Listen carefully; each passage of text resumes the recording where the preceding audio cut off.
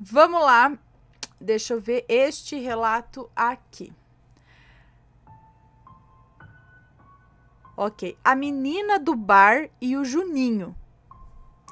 Olá, Ana. Meu nome é fulana e hoje venho contar 2 relatos para você que aconteceu aqui no bar da minha irmã, onde eu trabalho. Abrimos o bar há pouco tempo, mais ou menos uns 16 dias.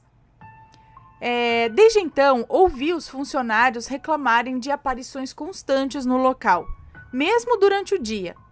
Os relatos dos funcionários era de que havia uma menina de aparentemente uns 12 anos, de cabelo curto até o ombro, castanho, e alegaram que ela vestia um vestidinho de renda branco que aparentava ser antigo. Ela tinha também uma feição triste, porém ao mesmo tempo os olhos dela sorriam, com dor, mas sorriam. Toda vez que fazemos algum evento com bebida e fartura, ela aparece para alguém.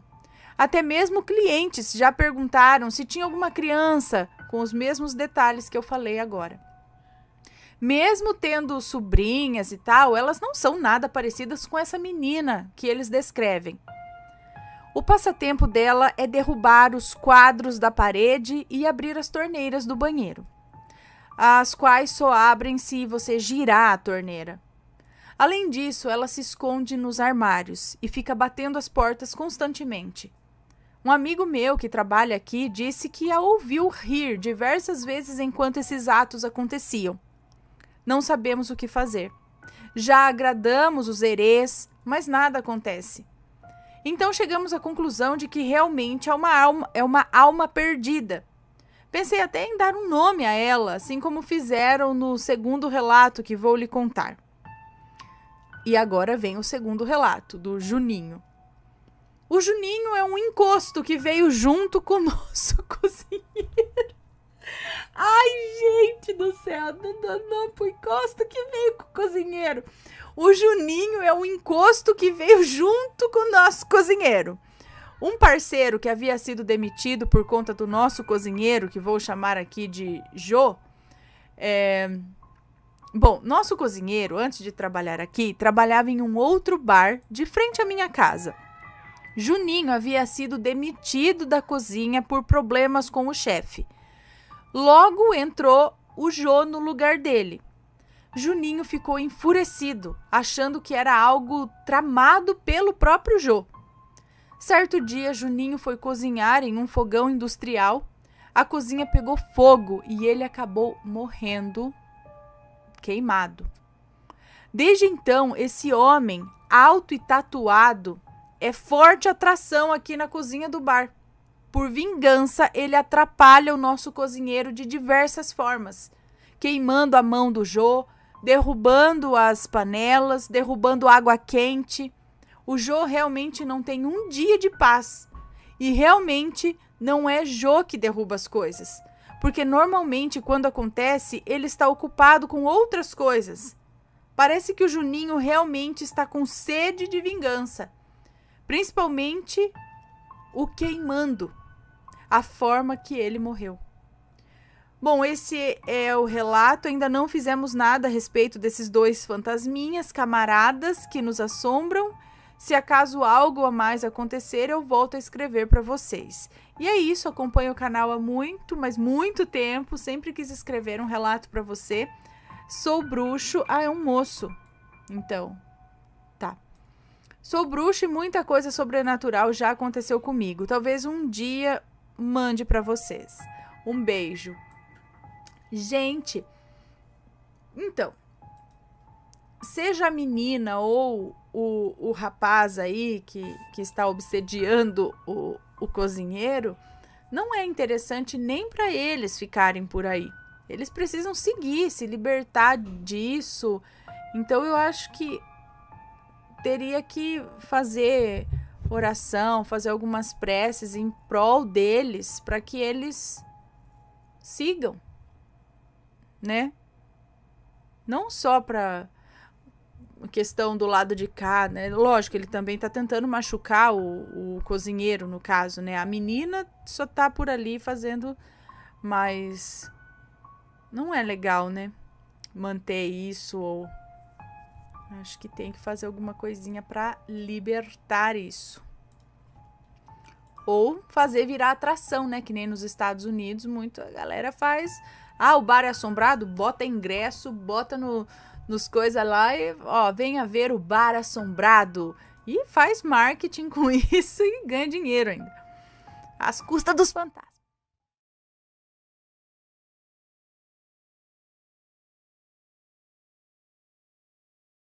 Vamos ao primeiro relato desta noite, que é este daqui. As Três Cruzes na Estrada. Vamos ver aqui. Olá, assombrados, Ana e Matheus. Sigo aqui contando mais um relato da Vó Dalva. Lembra dos relatos da Vó Dalva? Todos os nomes estão trocados. Ok. Agora é a minha avó contando, então bora lá. Vocês que viajam muito já devem ter visto cruzes nas estradas, não é? Provavelmente são homenagens a pessoas que ali morreram. Esse fato aconteceu com Darcy e minha tia Lúcia. Darcy já estava com 15 anos e tia Lúcia era irmã do meu pai. Tia Lúcia era mais nova, já tinha 5 filhos e estava à espera do 6º filho. Ela morava em uma outra cidade e como todos os seus filhos eram homens, ela não tinha nenhuma outra mulher na casa para ajudá-la. Pois sua sobrinha, que antes de casar morava com ela, que cuidava dela e da casa quando vinha... Pois sua sobrinha, que antes de casar morava com ela, que cuidava dela e da casa quando vinha criança, acho que quando ela tinha bebê, é isso? Pois bem, seu marido, Juarez, veio até o nosso sítio buscar Darcy, que além de sobrinha, eles eram padrinhos dela também. Minha mãe, rígida como era, não gostou muito da ideia não, porque para ela, filha mulher tinha que ficar na sua vista. Meu pai então concordou, porque a última palavra era sempre dele. E lá foi Darcy viajar para outra cidade para ajudar a minha tia. Essa cidade não era como a nossa, que era mais sítio do que casa, né? Era uma cidade um pouco mais evoluída. Era estrada de chão e tome poeira. Assim me contou Darcy quando retornou. Darcy percebeu que indo para a casa de meus tios havia 3 cruzes fincadas no canto da estrada. Ela, medrosa que só, ficou olhando até perder as cruzes de vista. Chegou então à casa de meus tios, os dias foram passando, ela ajudava com os pequenos e fazia todo o serviço da casa. Perto da casa da minha tia Lúcia tinha uma venda, que vendiam ali cigarros, pó de café, entre outras coisas. E tudo que minha tia precisava, lá ia Darcy buscar. Detalhe é que era 40 minutos de caminhada, na vendinha ali do lado, 40 minutos de caminhada. Da casa da tia Lúcia até a venda... era 40 minutos de caminhada da casa da tia Lúcia até a venda, beleza. Darcy era uma boa menina e tia Lúcia tinha muito carinho por ela. E sempre que seu marido vinha da cidade, tia Lúcia pedia para ele para sempre trazer um agradinho para Darcy. Um belo dia, tia Lúcia pediu a Darcy para ir à venda, comprar velas e banha de porco. E lá foi Darcy com seu primo Daniel. Ele já tinha uns 8 anos e foram os dois estrada fora. Depois de muita caminhada, chegaram a essa tal venda. Darcy comprou o que lhe foi pedido e foi voltando com as compras. Quando Darcy, curiosa que sempre foi, atravessou para o outro lado da estradinha e foi ver de perto as 3 cruzes. Para que Darcy foi fazer aquilo? O seu primo, que estava com ela, logo segurou firme na sua mão e disse: "Vamos embora, prima. Minha mãe não gosta que a gente pare aqui." E Darcy perguntou: "Por quê?" E ele, menino, apenas sacudiu os ombros, né? Tipo, não sei. E disse que não sabia, realmente. Não sei, só gosto que a gente não pare aqui. Aquilo fez Darcy ficar ainda mais curiosa. Bom, passou mais uma semana e Darcy teve que novamente ir até a venda. Só que dessa vez, Darcy teve a brilhante ideia de comprar 3 velas. Isso mesmo, ela comprou as velas. Ao retornar para a casa de tia Lúcia, Darcy resolveu acender as 3 velas, cada uma em uma cruz. E foi embora. E detalhe, não contou isso para ninguém, não contou o que tinha feito para ninguém. Na cabeça dela, aquelas almas precisavam de luz. Mas nem ela própria sabia o porquê das 3 cruzes e nem o que tinha acontecido ali. Minha tia já estava quase para ganhar o seu bebê, e Darcy agora ficava mais com ela, caso ela precisasse de alguma coisa, né? Ou até mesmo para Darcy assumir os cuidados com os mais pequenos. Com os menorzinhos ali da Lúcia, né? Agora quem conta é a Darcy. Ela disse assim: eu fui dormir naquela noite mais tarde, estava cansada e um pouco indisposta. Quando eu já estava deitada na minha cama, escuto: cadê minhas velas? Segundo ela, era uma voz grossa. Cadê minhas velas? Segundo ela, era uma voz grossa e repetia: cadê minhas velas? Darcy, com muito medo, se enfiou debaixo das cobertas e tapou seus ouvidos. E toda noite era a mesma coisa. Isso durou uma semana. Um detalhe: Darcy só tinha acendido ali 3 velas em um único dia só. Mas ela já não conseguia mais dormir. Chegava a noite e ela ficava apavorada. Até que numa manhã o meu tio percebeu que Darcy estava com os olhos fundos e perguntou: ô fia, tu não tá dormindo não? Tá doente? E Darcy aos prantos contou para o seu tio o que ela tinha feito. Meu tio olhou para ela com cara de espanto e disse: minha filha, o que tu foi fazer? E Darcy disse: eu só acendi as velas para as pobres almas, tio. Que mal eu fiz? E meu tio disse: ô filha, eu devia ter te contado. Há muitos anos atrás morava aqui um homem muito ruim. Era ele, a esposa e sua filha. Um certo dia o homem enlouqueceu e matou toda a sua família. E logo depois ele acabou tirando a própria vida. E Darcy disse: meu Jesus, tio, agora o homem está me cobrando as velas. E o meu tio disse a ela: ô filha, aquelas três cruzes só estão lá porque naquele pedaço de estrada existia a casa deles, que com o tempo mandaram derrubar, pois todo mundo que passava ali ouvia gritos e pedido de socorro. Bom, meu tio então continuou: a alma daquele homem nunca teve descanso, e foi o antigo padre que mandou pôr as 3 cruzes ali. Você entendeu, minha filha? E Darcy, desesperada e chorando, tinha se dado conta do que tinha feito. A mulher e a criança com certeza tiveram descanso, mas aquele assassino não. Pensava assim o meu tio, né? Tia Lúcia, já ouvindo tudo, pediu ao seu marido para ir buscar o seu divino. Seu divino era um rezador da região e sabia das coisas. Meu tio tratou de ir atrás dele, porque Darcy, sem querer, trouxe com ela um encosto para dentro de casa. Logo que seu divino chegou, ele já apontou o dedo para Darcy e a chamou. E então falou: a menina foi achar que estava fazendo bem, né? E Darcy acenou com a cabeça. E seu divino disse: a alma daquele homem só estava esperando alguém de bom coração como tu. Gente assim, filha, nunca tem paz. Agora tá aí, ó, agarrado na tua cacunda. Meu Deus, mas carece de preocupar não, que eu vou mandar o desinfeliz embora. Um esclarecimento aqui. O povo de antigamente tinha medo de quem tirava a própria vida, sabe? Nem missa os padres faziam para essas pessoas.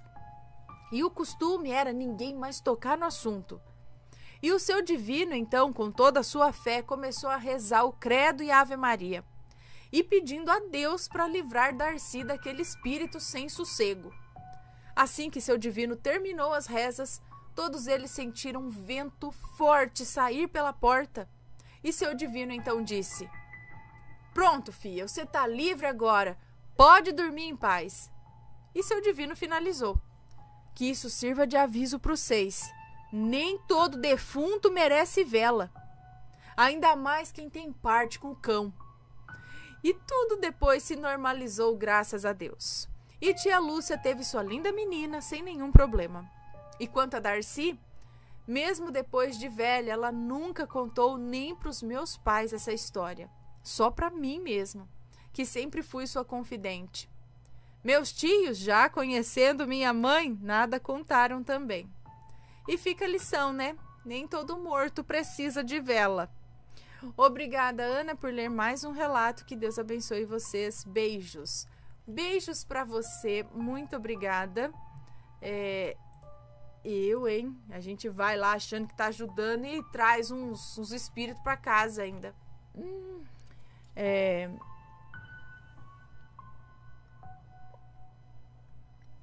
Até foi um relato, acho que aqui mesmo que eu ouvi, que alguém falou o seguinte: não se acende vela nem em túmulo. Assim, tipo, tô vendo um túmulo aqui, acho que acender a vela no túmulo.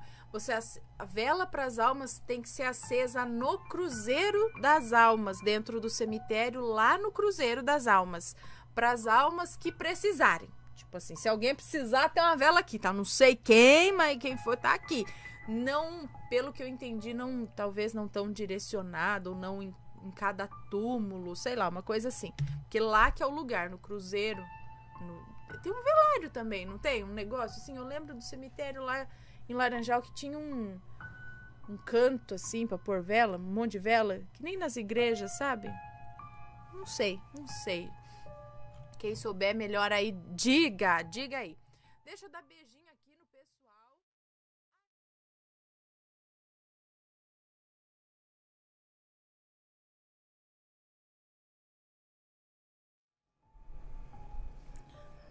Já pensou, tô falando, entra na minha boca?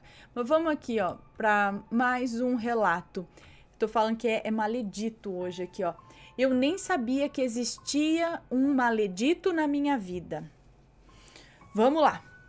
Olá, Ana, boa noite, tudo bem? Sou aficionada nos relatos e nessa noite do dia 24 de abril do ano passado, percebi que havia um maledito na vida da minha família e eu nem tinha me tocado disso. Não precisa mudar os nomes, pois eu já modifiquei todos. Nem usei, na verdade. Tá tudo certo aqui? Tá, bom. Então, meus pais e eu sempre moramos distantes da família da minha mãe, pois quando jovens, ambos estavam de casamento marcado com outras pessoas. Por coincidência da família de cada um. Meu Deus, gente, eu tô zureteando, assim, meu cérebro está doido aqui. Mas vamos lá. Eu tô lendo palavra que não tá escrita aqui, eu tô inventando palavra que tá aqui. Quando jovens, ambos estavam de casamento marcado com outras pessoas, por conveniência da família de cada um, é claro, pois a cidade era pequena e os bons partidos eram raros. Então, se apaixonaram e resolveram fugir juntos e tentar a sorte na cidade grande. Fugiram em 90 e eu nasci em 91, única filha de ambos. O maledito em questão é o meu avô materno, se é que pode ser chamado assim. Minha mãe e meu tio me contam histórias terríveis sobre ele, sobre a infância que não tiveram, pois eram moradores da zona rural e brincavam, gente, da onde eu tirei essa palavra? E fabricavam farinha de mandioca, daquelas de saca de 50 quilos, e pescavam para vender na feira. Meu tio conta que ele pegava o dinheiro de todo o rendimento e ia para os cabarés da vida e só voltava quando o dinheiro acabava. Além de amarrar o meu tio... Mais uma vez eu tenho que pular. Enfim, ele agredia.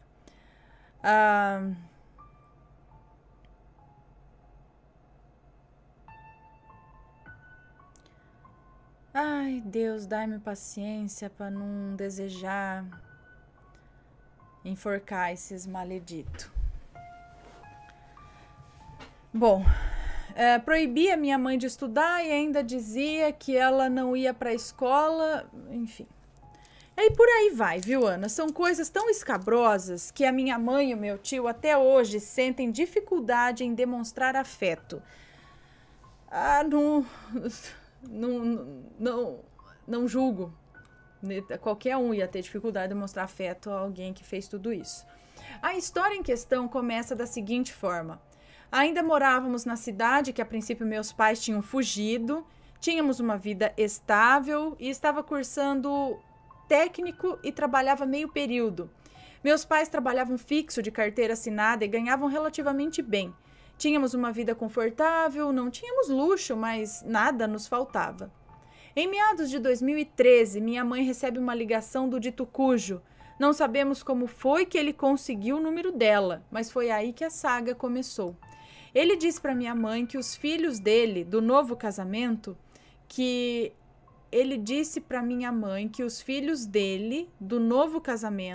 que a essa altura já eram jovens adultos, adolescentes, a filha mais velha dele é 1 ano mais velha que eu, eles estavam batendo nele e o extorquindo, pois ele tinha um mini mercado no bairro e vendia muito bem. Rendia uns trocados bons, pois a velha raposa colocava o preço da mercadoria lá no alto, né? Se aproveitando do fato de que era o único mercadinho do bairro. Minha mãe, querendo resolver os assuntos mal acabados e querendo tirar de si o ressentimento da infância, resolveu de última hora pegar o endereço do maledito, fazer as malas e ir para lá para passar o final de semana. A intenção dela era fazer com que o velho não apanhasse mais. Ela foi numa sexta à noite e na segunda pela noite já estava em casa, alegando ter se conectado com o pai dela e estava emocionada e feliz por isso. Bom, o tempo foi passando e as ligações queixosas dele não cessaram. Minha mãe então decidiu se mudar para a cidade do maledito. Ele dizia que estava velho para continuar tocando o negócio e queria gente confiável fazendo isso. Minha mãe viu uma oportunidade e conversou com meu pai, já que faltava pouco para o meu pai se aposentar. Eu sei que na época deu o maior rolo. Meu pai era contra sairmos da cidade, que estávamos totalmente estabilizados, para irmos de encontro ao sonho da minha mãe, que era ser próxima ao pai dela, já que em 2012 ela havia perdido a minha avó para o câncer. Eu sei que quando minha mãe decidiu, ela foi na louca, sozinha, e deixou eu e o meu pai em casa para irem... Ela deixou a mim e o meu pai para ir em socorro do maledito. Minha mãe começou a trabalhar para o maledito e já havia ganhado a simpatia de todos ali do bairro. Foi tanto sucesso que o maledito se viu obrigado a vender o mercadinho para minha mãe. 6 meses se passaram e meu pai já estava aposentado e disse que não aguentava mais ficar sem a velha dele, e foi atrás da minha mãe. E aí que começaram as intrigas. O maledito é bem racista e minha mãe é bem galegona, sabe? E o meu pai é moreno. E é claro que eu sou cuspida escarrada ao meu pai, morena de cabelo crespo. Quando meu pai chegou à cidade, o velho começou a ficar ruim para minha mãe. Ele espalhava boatos pela cidade de que o meu pai era criminoso e estava foragido. E em cidade pequena, né, a notícia espalha rápido. Aquilo prejudicou as vendas da minha mãe de uma forma terrível. Pouco tempo depois eu terminei meu curso e fui conhecer o maledito. Na hora ele me odiou. E estava na cara que era por eu ser morena, igual meu pai. Pois nem oportunidade de conversar com ele direito eu tive. Acredita que eu pedi a bênção por respeito a ele e ele me virava a cara? Fiquei incontáveis vezes no vácuo com essa. O mercadinho que era no terreno do maledito, o qual ele disse que deixaria para minha mãe trabalhar, ele resolveu, sem mais nem menos, expulsar minha mãe, dizendo para ela colocar as coisas em cima da cabeça e ir vender na rua. Minha mãe, a essa altura do campeonato, já havia aberto uma pequena empresa que formalizava tudo e tinha até contador já. Contador esse que achou uma brecha na lei do inquilinato, fazendo o maledito ser obrigado a assinar um contrato de aluguel com a minha mãe. E depois que esse contrato acabasse, já não teria mais tantas brechas, né? Olha, Ana, esse 1 ano de contrato foi o ano mais tenso da vida, pois a parede do mercadinho também era a parede da sala dele. E do caixa ouvíamos ele nos xingando e nos amaldiçoando os 365 dias do ano. Maledicência dele vai, maledicência dele vai, fofoca dele vem. Já estava maravilhosa a vida dele com os filhos, né, que ele disse que batiam nele, e eles se juntavam só para difamar minha mãe. Gente ruim parece que vem em bando, né? Certo dia, minha mãe, cansada desse bafafá, foi perguntar para ele o porquê dele fazer isso. E ele disse que enquanto ela não largasse esses aí, que é eu e meu pai, ele não aceitaria como filha. Como ela chorou esse dia. O decorrer desse ano foi conturbado e também de muitas bênçãos. Minha mãe sempre foi uma mulher de fé e, apesar de lhe custar, preferia pensar positivo. Ela conseguiu juntar o dinheiro para comprar um terreno e construir um mercadinho maior. E, pasmem, o terreno comprado foi o de frente à casa do maledito, esquina com o mercadinho antigo. E a construção terminou poucas semanas antes de o contrato acabar.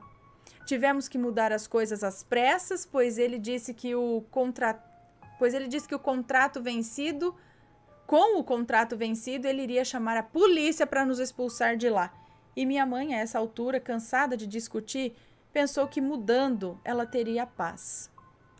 Pois acredita, Ana, que menos de 1 semana depois ele abriu outro mercadinho e deu para a filha que supostamente batia nele para cuidar do estabelecimento e destroçar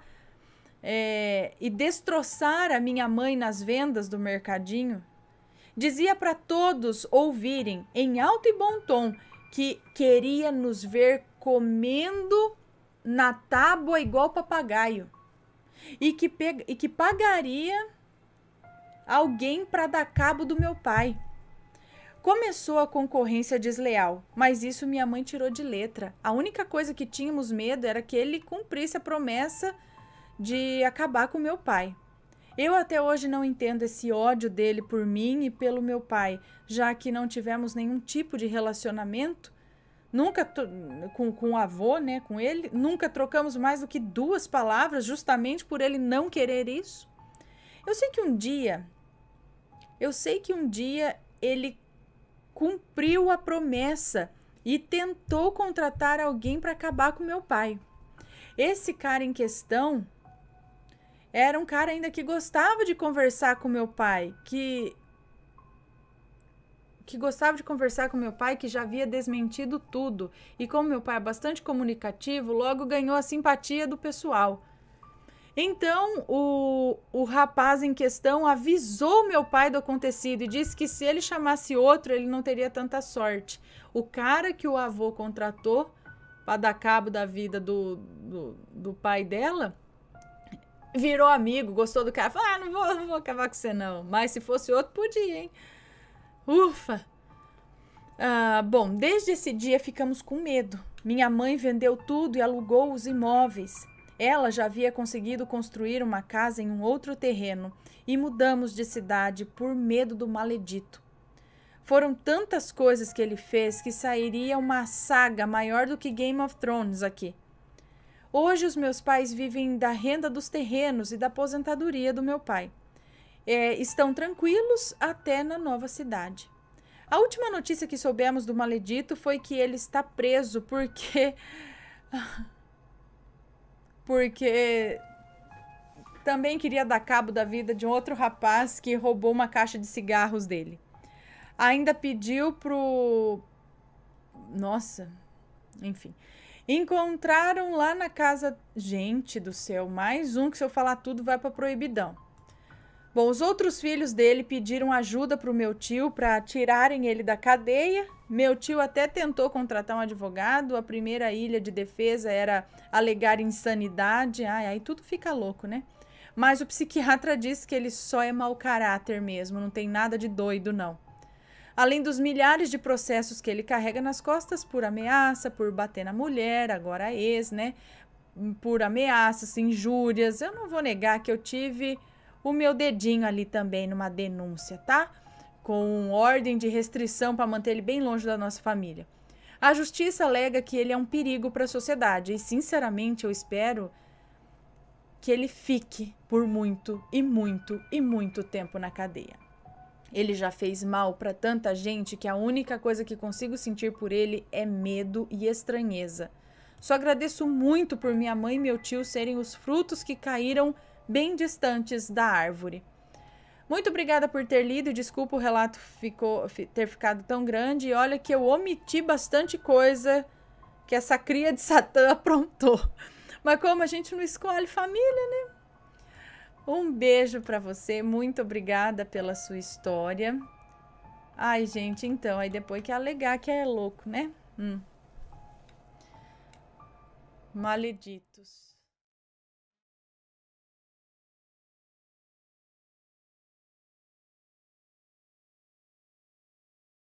E vamos agora sim ler mais um relato. Cadê? Aqui. Eu vi minha filha antes dela nascer. Cadê? Tá, isso aqui, deixa eu só... tá certo, anotei que eu contei. Então vamos ler esse daqui. Eu vi minha filha antes dela nascer. Olá, Aninha, Matheus e Assombrados, eu me chamo Fulana. Ai, que emoção ser chamada de Fulana por você. Não se preocupe, o relato não tem nomes. Ok. Ana, esse fato aconteceu em 1997, quando eu, jovem, não que eu seja velha, eu tenho 47 anos. Eu sempre dizia que eu não queria ter filha menina. Eu queria um menino. Na minha cabeça, eu pensava que mulher sofre muito mais do que homem. E essas coisas, sabe? Bom, conheci meu namorado da época, que hoje é meu ex-marido, e eu sempre dizendo que eu não queria ter menina. Um certo dia, era fim de semana e eu estava na casa do meu então namorado. Era um sábado de manhãzinha, ele foi trabalhar e eu fiquei dormindo. E no quarto dele, onde eu ficava quando ia lá, né, havia 2 camas de solteiro. Eu, dormindo em uma delas, tive um sonho muito real. Nesse sonho, eu me sentei na cama, bem aos pés da cama, e vi um menino de aproximadamente uns 10 anos e negro. Ele estava nos pés da outra cama, mas ele estava em pé. E na cama, ele segurava um vidro grande com um bebê dentro. E parecia como um útero, sabe? Eu me abaixei e fiquei olhando para aquele bebê branquinho, pequenininho, e dava para ver que era uma menina. E pasmem, ela abriu os olhinhos e eram azuis. E eu olhava encantada para aquele bebê, quando o menino me disse: esse bebê é seu. E eu respondi: se é meu, então me dá. Esticando os braços para ele me dar. E ele respondeu: não, ainda não é tempo. E eu ainda com olhos vidrados comecei a chorar muito. Foi quando nesse instante eu acordei exatamente na posição que eu estava sentada aos pés da cama e chorando. Eu contei para minha mãe o que tinha acontecido e minha mãe me disse: Deus está mostrando que ele vai te dar uma menina. Porque você vive falando que não quer uma menina. Então pare de falar que você não quer, porque você vai ter uma menina. Ana, os anos se passaram e eu me casei e engravidei. E adivinha? Eu tive uma filha, exatamente como no meu sonho. Ela era e é, né, ainda branquinha, pesava 2,675 kg, bem pequenininha. E pasmem, com aqueles olhos azuis. Com o tempo, eles acabaram mudando um pouco de cor, mas eram azuis quando nasceu. Ana e Assombrados, espero que tenham gostado do meu relato. Amo o seu canal. Beijos para você, para o Matheus, para os filhos e pets. E, claro, para todos os assombrados. Ana, você é linda demais. Beijos. Obrigada. Um beijo para você. E olha só que legal o sonho. E quem seria esse menino que apresentou o bebê e falou, né? Ele é seu, seria um anjo, seria um guardião dela. Que era outra criança, né? Era um menino. Que legal, gente. Olha lá, a moça falou, não adianta você falar não, porque você vai ter uma menina mesmo. E foi e teve mesmo.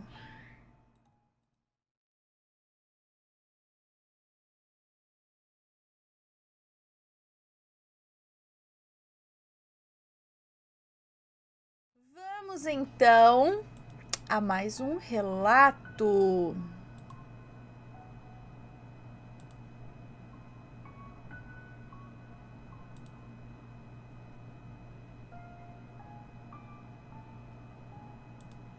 Tá, vamos ver este daqui. Minha avó que desencarnou e deu seu testemunho no centro espírita que frequentamos. Vamos ver. Olá, Ana e assombrados. Espero que estejam todos bem. Meu nome é Fulana e hoje vou contar a história da minha avó, Dona Beltrana, como era conhecida. Daqui para frente os nomes estarão trocados. Ok. Agora ela já trocou o nome. Bom, minha avó, Benedita, que sempre foi uma mulher muito forte, nunca teve filhos biológicos, mas adotou os 3 e deu o seu melhor como mãe a eles. Antes de se casar com meu avô, adotou sua primeira filha, minha mãe, Felícia, que morava com seus pais portugueses e tinha 7 irmãos. Mas como minha avó a tratava muito bem, foi ficando e ficando na casa da minha avó e ela resolveu amá-la como sua filha. Meu avô João se apaixonou e enfrentou sua família, pois naquela época mulheres com filhos não eram bem vistas pela sociedade, e depois de 2 anos casou e também aceitou Felícia como sua filha legítima. Juntos tiveram mais 2 filhos adotivos.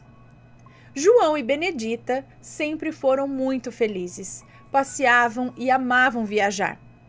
Ana, nós sempre fomos espíritas e frequentamos o centro espírita da cidade. Acreditamos que temos uma vida e que na morte essa vida não termina, que só mudamos de corpo, pois este é como uma vestimenta. Bom, voltando. Meus avós enfrentaram muitas coisas e fizeram sua família maravilhosa e cheia de amor. Porém, há 2 anos atrás, a minha avó, que cuidava da minha prima pequena, começou a sentir fortes dores na coluna, mas não ia ao médico e sempre dizia que isso era bobagem.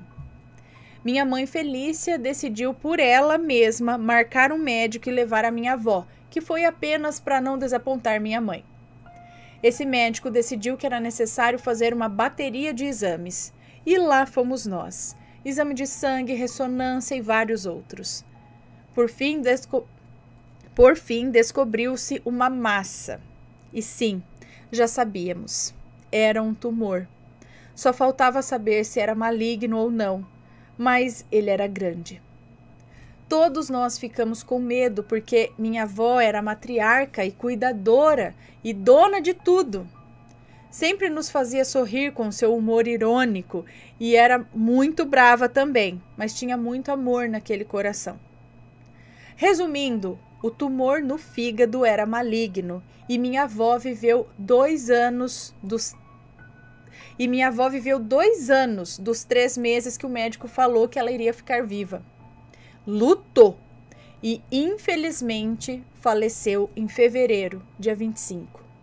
Ficamos arrasados e ainda estamos, faz apenas 1 mês de quando ela mandou o relato, ela mandou dia 26 de março. Mas, na semana seguinte de seu falecimento, minha avó resolveu nos presentear com uma linda mensagem. Ela se comunicou com um médium no centro espírita onde sempre frequentamos, e isso foi maravilhoso, foi uma mensagem linda.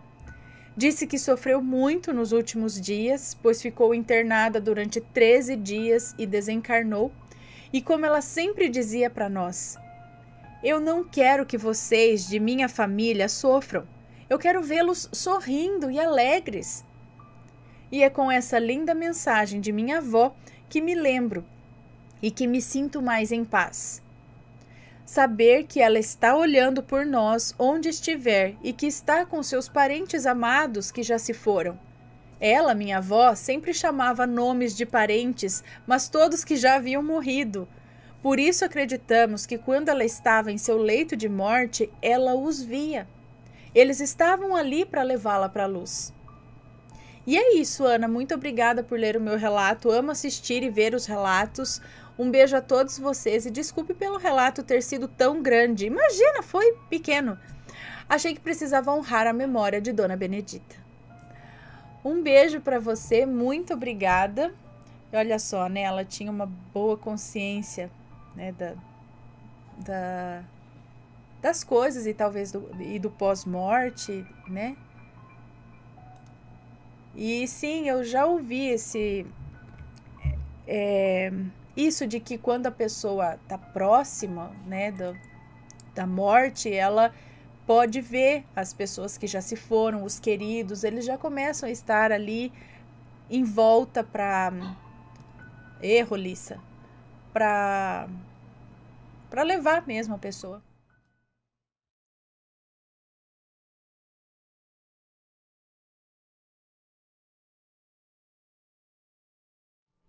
Não brinque com o desconhecido.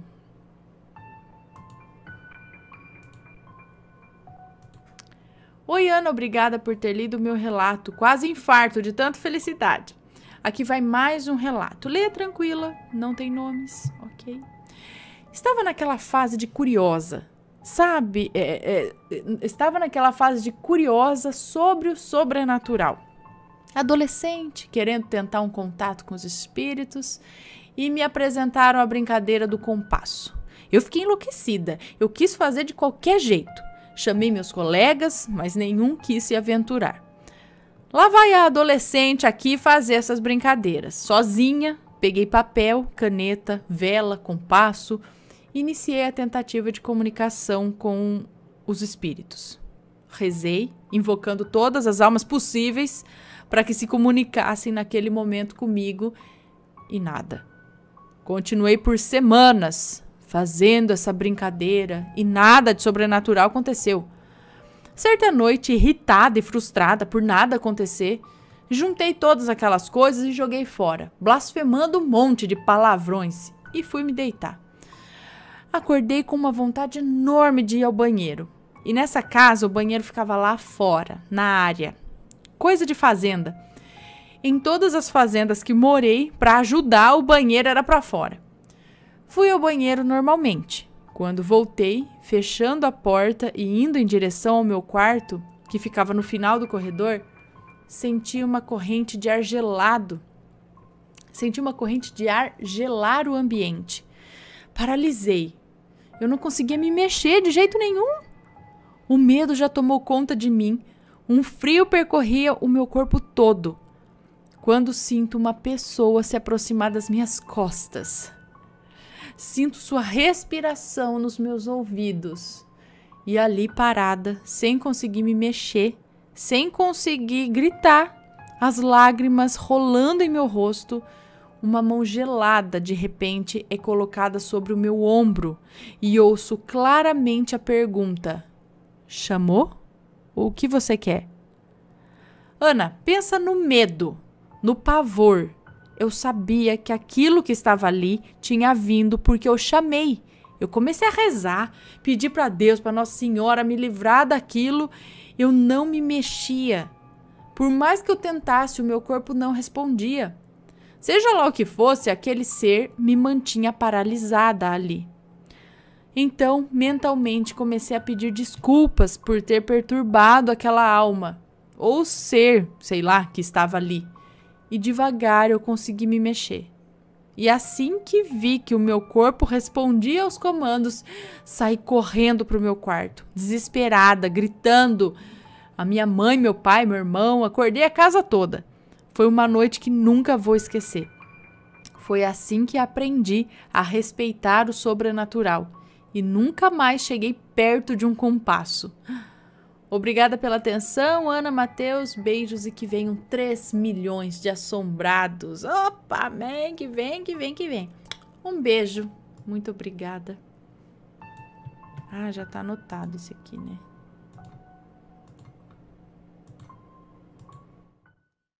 E aí, tá gostando dos relatos? Então o que você acha de deixar um like aí no vídeo, hein? Gosta dos relatos? Deixa o seu like, mesmo que seja nos cortes.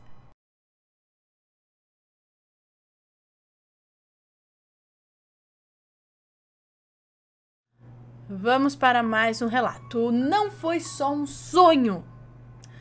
Oi, Ana Paula, meu nome é Fulana, gostaria de contar um relato para vocês. Recentemente terminei um relacionamento.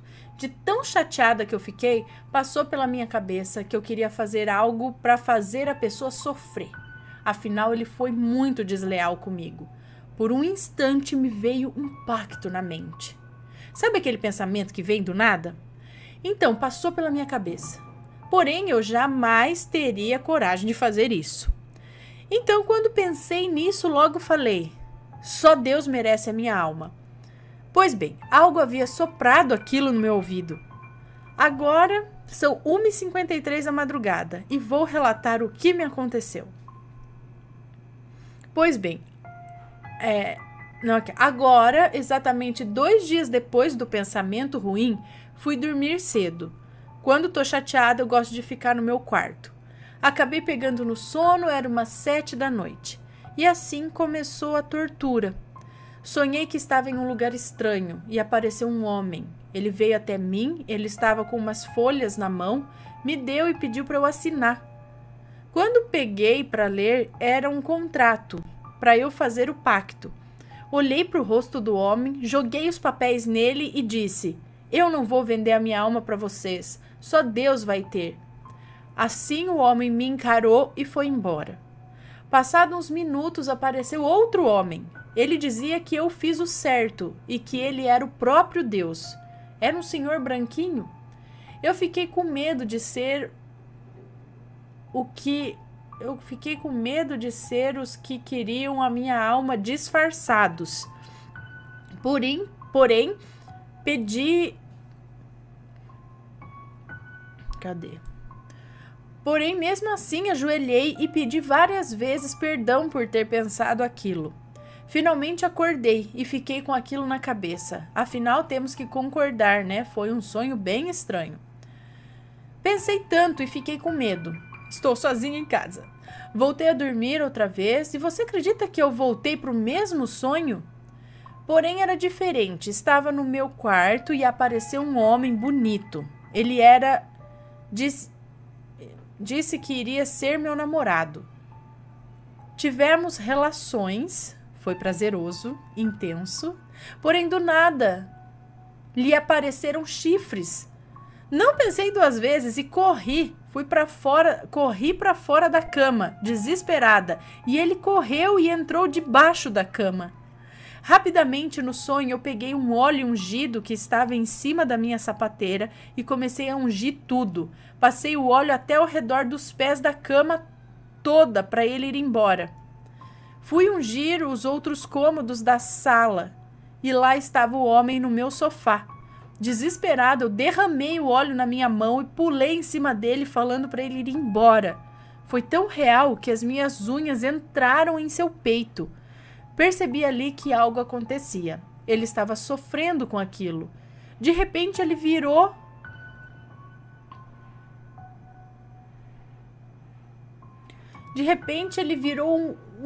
um ex-namorado anterior ao que eu tinha terminado agora. Ali acabou meu medo. Porém, para garantir, abri a boca dele e enfiei o óleo ungido na boca, isso, e fiz ele engolir. E isso era tão real, o cheiro do óleo, aquilo marcou. E ele bebeu o óleo e ficou com dor no peito, porque eu tinha machucado ele. E com cara de quem não sabia nada do que estava acontecendo. E eu fiquei morrendo de dó. Pois bem, acordei. Pensa que o pesadelo acabou? Não. Algo agora real acontecia. Tinha alguma coisa arranhando a parede do lado onde eu estava. Era um barulho de garras arranhando bem do meu lado. Rapidamente liguei a lanterna do meu celular e verifiquei se a parede estava arranhada, porém não estava. Lembrei do óleo e fui verificar se ele estava na sapateira mesmo. Gente, é de espantar. O óleo realmente estava onde eu sonhei que ele estava. O curioso é que ele fica sempre no quarto dos meus filhos, em cima da cômoda que tem lá. Peguei o óleo e abri. O cheiro marcante dele no sonho me espantou mais. Era o mesminho. Cheiro de rosas do vidro rosinha. Terminando esse relato, me ungi e as paredes também. Vou voltar agora a dormir. Espero não ter mais esses sonhos. E também o prazo que digitei, isso me acalmei mais. Conforme eu fui digitando a história, foi me acalmando. Nossa, mas tudo isso será porque passou o pensamento assim? Pois é. Pois é. Me conta, gostou do relato? Então o que você acha de deixar um comentário aqui embaixo, sempre com respeito, por favor. Além do like, é claro.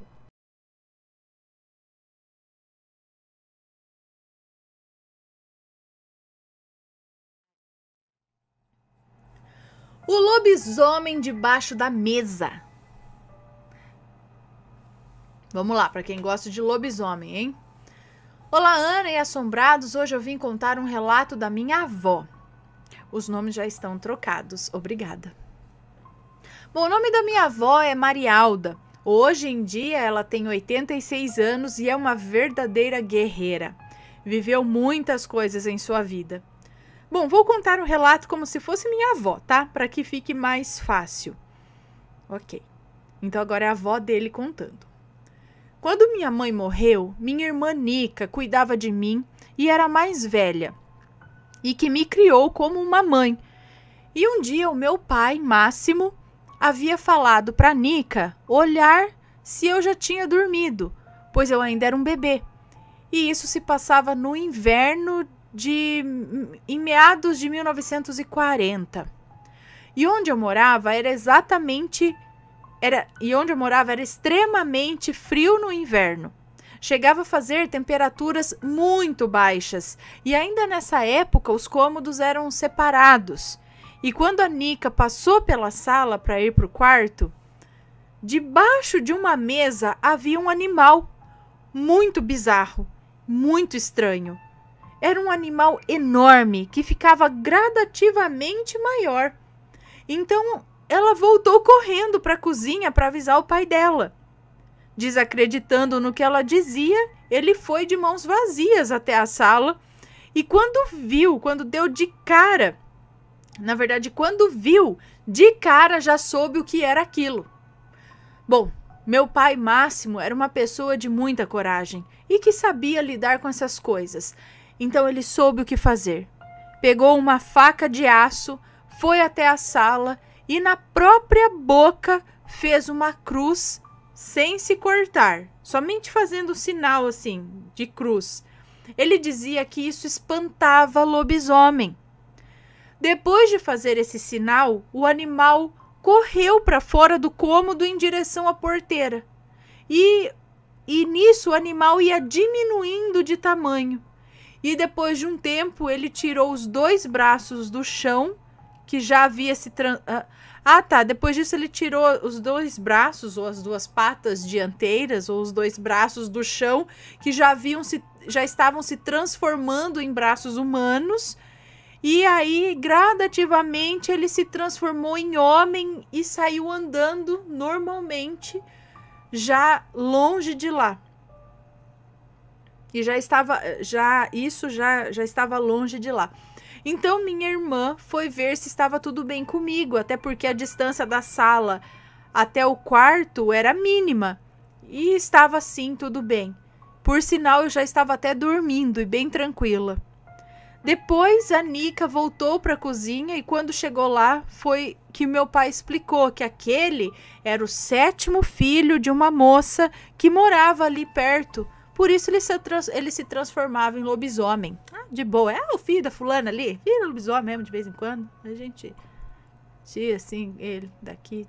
Gente do céu, o povo falava, não é tranquilidade ainda. Ah, é o filho dele, vira lobisomem. Meu Deus! Bom, Ana, se ficou confuso essa história, ela foi passada para minha avó depois que ela já tinha idade. E tudo... Depois que ela já tinha idade e tudo mais. Por isso ela sabe disso. Mas enfim, eu nunca tive um relato sobrenatural, por isso decidi contar o da minha avó. Eu sei que o relato ficou curto, mas sempre quis compartilhar alguma coisa com o canal. Aqui está, muito obrigada. Um beijo para você, um beijo para sua avó. Tem, então, muitas histórias desses bichos aí no sítio. Então, peraí, deixa eu só pegar aqui o que ele fez para espantar o lobisomem, porque, né, fica a dica. Nunca é demais saber e não custa tentar, se você vê alguma coisa dessa. O que ele falou? Ele pegou uma faca. Cadê? O que é? Pegou uma faca de aço, foi até a sala onde estava o lobisomem, é isso? Na frente do lobisomem, não sei, ele pegou a faca de aço, foi até a sala e fez uma cruz na própria boca. Na boca dele mesmo, ele fez uma cruz com a faca, sem cortar nada, só passar a faca assim, em forma de cruz na boca, e diz que isso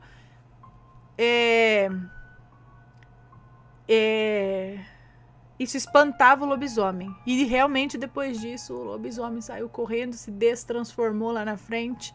Fica a dica, galera. Muito bem.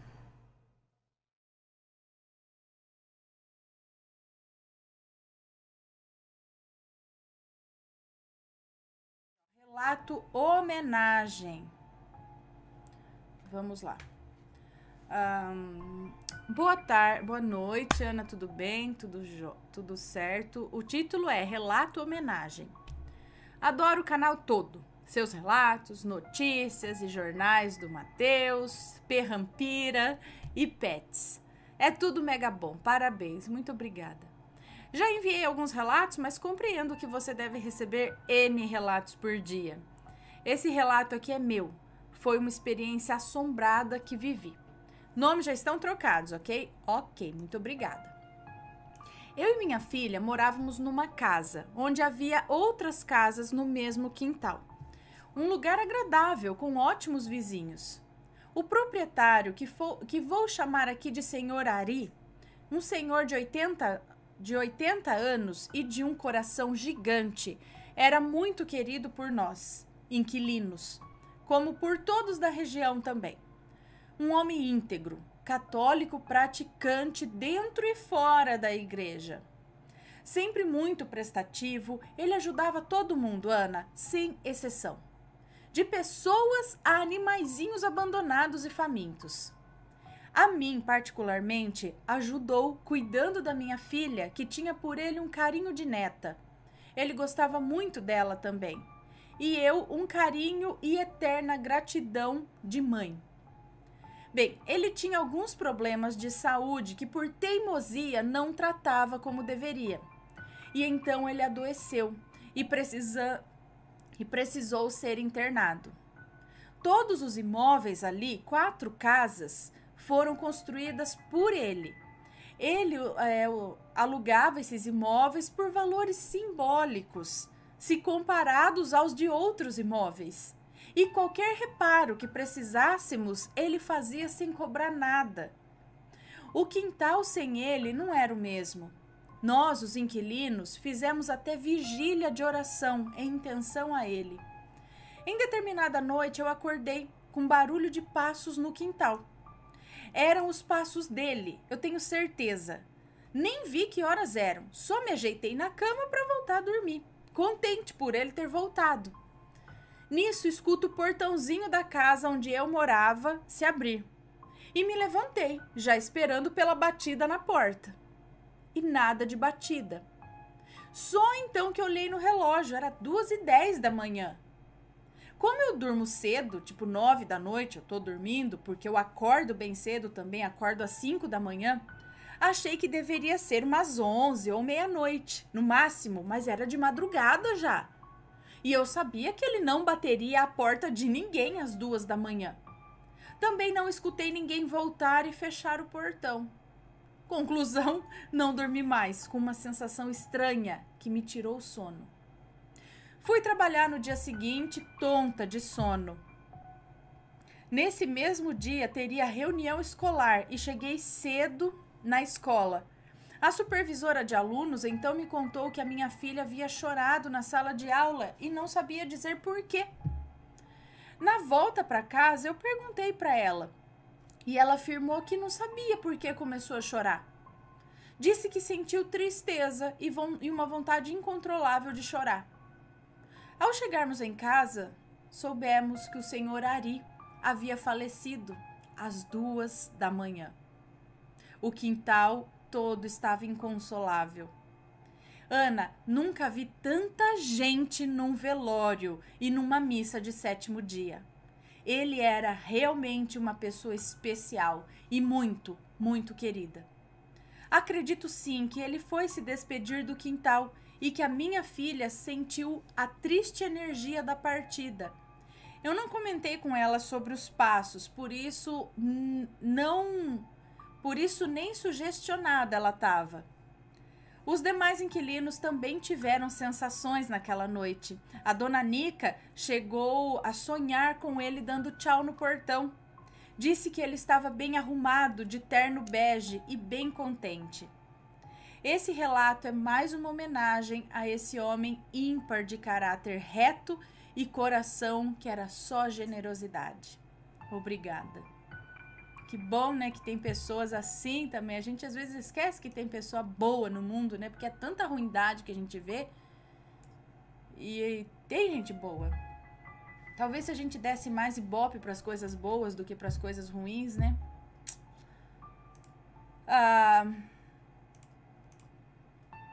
Aí está, homenagem ao Senhor. Aí, muito bem, cadê?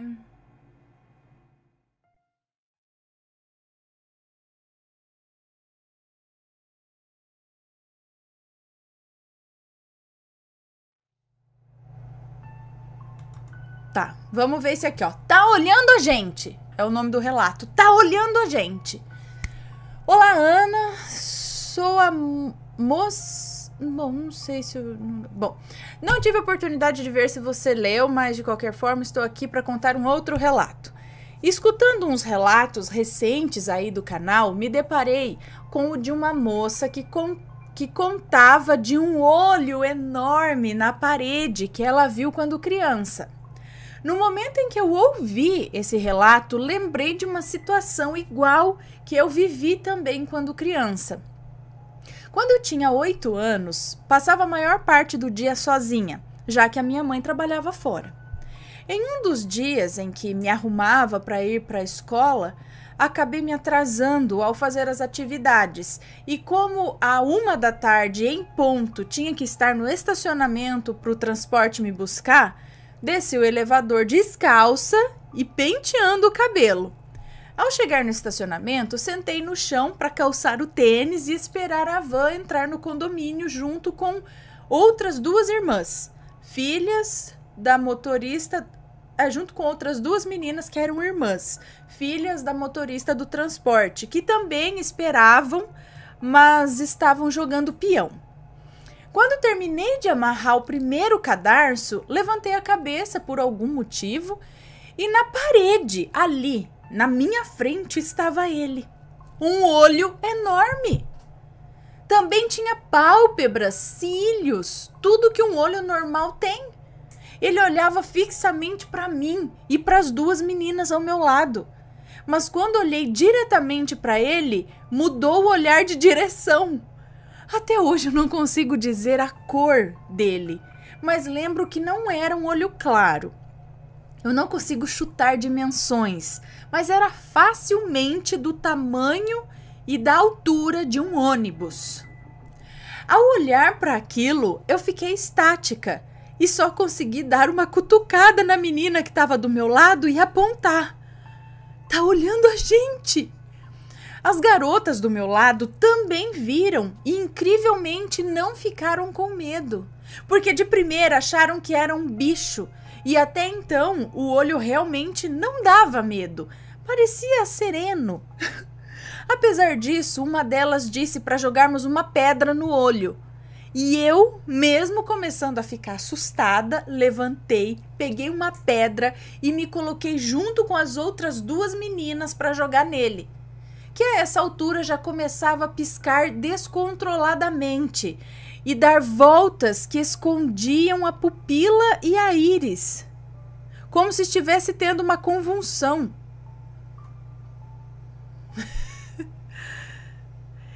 Gente, estávamos postas, ou prontas, é isso? Mas quando nos preparamos para jogar, o olho fechou e não abriu mais. Aí sim a gente entrou em pânico e aí a gente começou a gritar. Mas a van já estava vindo em nossa direção e não deu tempo nem de chamar algum adulto para ver.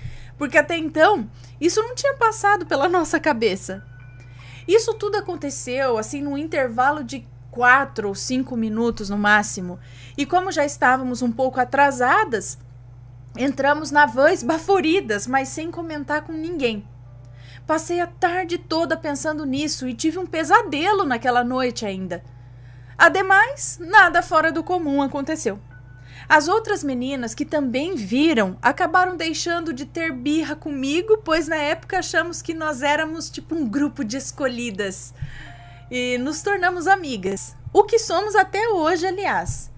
Ainda hoje eu não sei o que aconteceu, mas de tempos em tempos essa lembrança me vem à mente e mesmo comentando com as minhas amigas, elas também não conseguem explicar o que é que foi aquilo. E é isso, Ana, um beijo pra vocês e até o próximo relato. Cara, que zóio é esse que fica olhando pra nós desse tamanho? Isso que é um olho gordo. Gente, nunca ouvi falar que tinha olho que observava a gente. Aparece assim, tipo... Mas ele tava no muro também? No muro? Meu Deus, gente, que coisa! E como pode várias pessoas ou crianças verem a mesma coisa sem nunca também ter pensado nisso? É sempre o menor olho que eu vi aqui era o do menino que tava no banheiro, que tinha aquela rachadura na parede. O olho era mais ou menos assim, pelo que ele falou, não é? Mas dessas duas meninas que viram, da outra lá tinha, quanto é que ela falou? Tinha o tamanho de uma parede inteira, assim, o olho. Tinha uns 3 metros de altura por uns 4, 5 metros, sei lá, de largura. Era o tamanho do muro ali. E essa daí, o olho tinha o tamanho de um ônibus. Tranquilamente, ela não sabe precisar, mas tranquilamente o tamanho de um ônibus. E aí, descrever esses movimentos do olho. Alguém sabe o que é isso? Explica, por favor, porque... Gente... Coisa... Se mais alguém aí já viu um olho... do nada, no meio da parede, do não sei da onde, te observando, manda o relato pra gente. Que esses olhos aí, o olho que tudo vê. Tem olhos por aqui, só alguns veem em alguns momentos.